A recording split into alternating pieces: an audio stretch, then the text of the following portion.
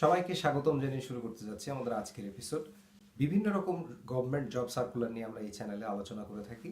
সুতরাং যারা চাকরি খুঁজছেন এই চ্যানেলটি তাদের জন্যই। চলুন দেরি না করে দেখে নিই আজকে কি জব সার্কুলার আমাদের জন্য অপেক্ষা করছে। আজকে আমরা আলোচনা করব প্রাণী সম্পদ অধিদপ্তরের জব সার্কুলার নিয়ে। চলুন আমরা দেরি না করে জব সার্কুলারটি দেখে নিই। এখানে একটি মাত্র পদেই আবেদনের অপশন রয়েছে এখন, সেটি আমরা দেখতে পাচ্ছি। প্রাণী সম্পদ সম্প্রসারণ কর্মকর্তা, গ্রেড 9 অর্থাৎ প্রথম শ্রেণীর কর্মকর্তা, বেতন 22,000 থেকে 53,060 টাকা।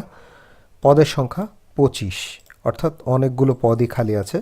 শিক্ষাগত যোগ্যতা অভিজ্ঞতা ডক্টর অফ ভেটেরিনারি মেডিসিন ভিভিএম অথবা বিএসসি ইন এলিমেন্ট হাজব্যান্ডারি।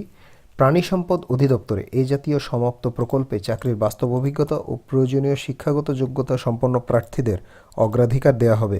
এরূপ আগ্রহী প্রার্থীদের ক্ষেত্রে বয়সসীমা শিথিলযোগ্য। আবেদনকারীকে নির্ধারিত সরকারি দপ্তরে শূন্য পদে নিয়োগের জন্য চাকরির আবেদন মডেল ফর্ম 1 পাতায় 5x5 সেন্টিমিটার সাইজে 3 কপি সত্যায়িত ছবি সহ আবেদন করতে হবে। আবেদনপত্র আপনারা forms.gov.bd এই ওয়েবসাইট থেকে পাবেন এবং প্রাণী সম্পদ অঙ্গের ওয়েবসাইট থেকেও পাওয়া যাবে। এই ওয়েবসাইটের লিঙ্কগুলো আমি ডেসক্রিপশন বক্সে দিয়ে দেবো, আপনারা যাতে সহজেই সেখান থেকে বিজ্ঞপ্তিটি দেখে নিতে পারেন এবং আবেদন করতে পারেন। বয়সসীমা 3/1/2019 খ্রিস্টাব্দে 18 থেকে 30 বছর মধ্যে বয়স হতে হবে। প্রতিবন্ধীদের ক্ষেত্রে 18 থেকে 32 বছর পর্যন্ত এবং মুক্তিযোদ্ধা এবং শহীদ মুক্তিযোদ্ধাদের সন্তানদের ক্ষেত্রেও একই। আবেদনের সর্বশেষ তারিখ 3/1/2019 খ্রিস্টাব্দ অর্থাৎ 3রা জানুয়ারি 2019 এই তারিখের মধ্যে আবেদনপত্র উক্ত ঠিকানায় পৌঁছতে হবে। আপনারা ঠিকানাটি ভালো করে দেখে নেবেন। ফার্মগেট, ঢাকাতে।